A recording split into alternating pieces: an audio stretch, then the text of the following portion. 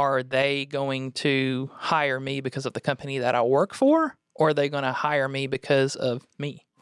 Welcome to the Real Estate Game Plan Podcast, where we bring you inspiration, actionable steps, and knowledge to build your game plan to take your real estate business to the next level.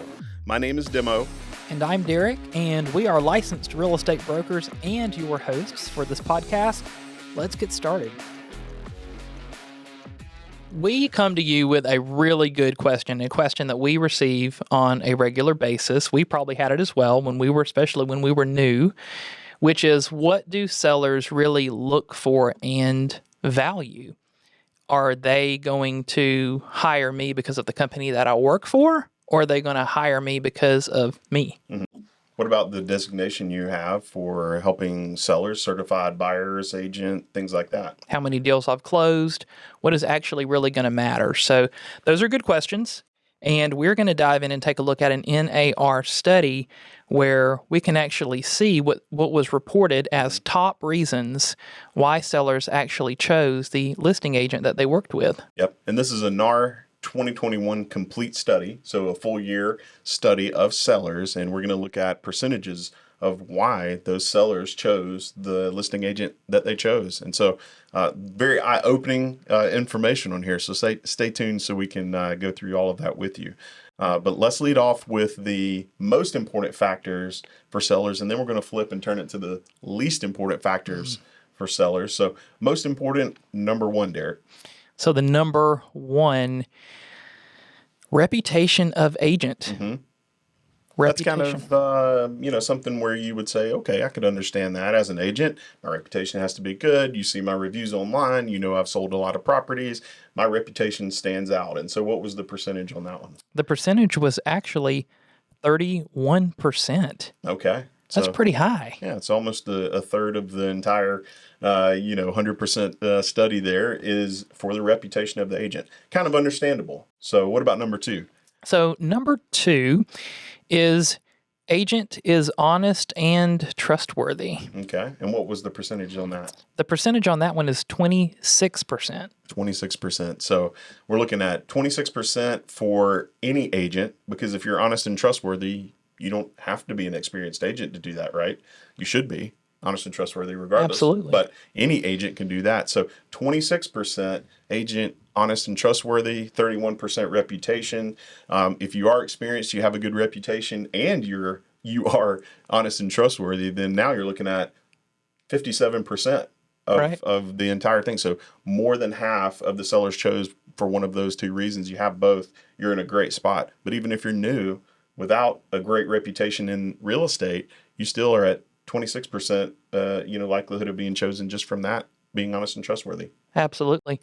And number three is, and this is very interesting, is agent is friend or family member. And what was the percentage? Only 15. Yeah, so who knows, right? Was that the agent who chose not to work with family, or the family or friend who chose not to work with the family or friend agent, right? So whatever that reason was, whatever that purpose was, we know that happens. But yeah, only 15% there. So it really drops off dramatically from there. So let's just recap. Number one, reputation. Number two, agent is honest and trustworthy. And number three, agent is friend or family member. So that's the bulk of the reason why sellers chose to work with the listing agent that they chose. So very important to be definitely in those top two. And then number three was kind of hey, it's 15%. So it maybe sways it a little bit, but not as much as those top two. So now let's take a look at the least important reasons that a seller chose, meaning the bottom of this scale. Yes. And I was surprised a bit by this. So in the bottom three is agent's association with a particular firm. Yeah. Okay. And was there another one that was close to that one? There was. The next one, and these were both at 1%, is professional designations held by agent. Wow. Okay. So that one's 1%, 1% for the firm affiliated with.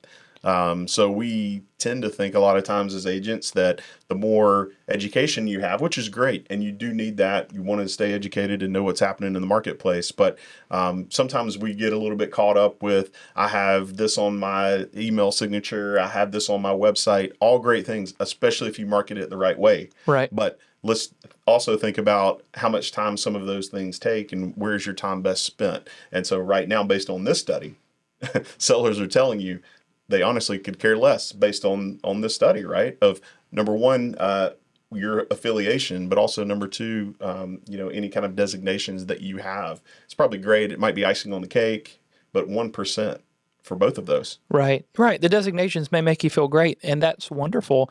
But what this study is showing us is that consumers are choosing the person, the agent, Exactly. not necessarily the company that they work for. Yep. Yeah, I think that brings it to the broader topic that we were talking about is the sellers and buyers choose you based on knowing, liking, and trusting you, right? It's maybe a cliche, phrase to say out there, but it really is the case in almost everything that not only sellers and buyers do when they choose, but also we do that. Right. When we're, looking at CRM systems or choosing where to go eat or cars or whatever it is, we're not only typically just transacting, especially in a transaction the size of a home.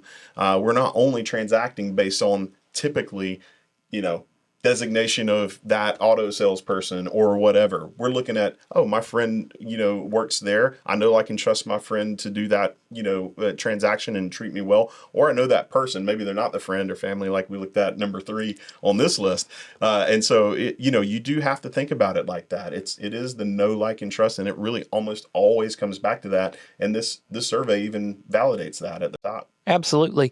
And Demo, what would you say if you are brand new and you've just gotten your real estate license? Congratulations. And you are maybe thinking, well, how am I going to build that reputation, that honest and trustworthy reputation as quickly as I can? Yeah, that's a great question. And really, this part does come back to education. It comes back to making sure you know the market that you're working in, whether it's a neighborhood, an area, if you're working with investors or first-time home buyers, whatever you are going to specialize in, because you cannot specialize in everything, especially from the beginning. Right. Super difficult. So just pick an area, pick a neighborhood, something that you're familiar with, because the bonus tip for today is that number 4 on this list is agents' knowledge of the neighborhood at 12%. So really for new agents, key tip right here. Number 2 and number 4 on this list of the top reasons that sellers chose to work with the listing agent.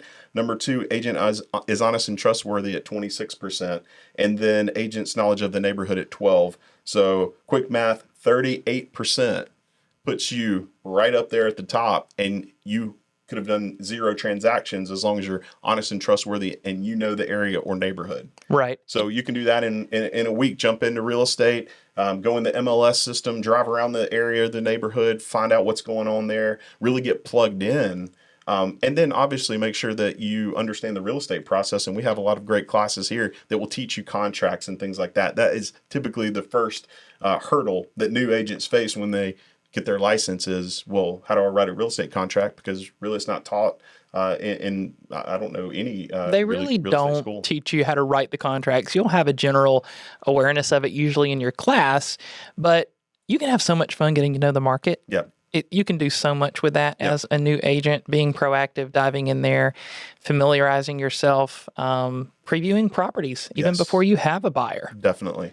And Derek teaches a lot of great contracts classes here, and we do in general at Solid Source. So make sure to take a look at some of the videos we already have that have that up, but also being able to jump into some of those classes. Learn the contracts, learn the neighborhood and the area, be honest and trustworthy. If you're a new agent and you hit all 3 of those, you're going to be off to a great start. And then for the experienced agent, well, reputation, get those reviews.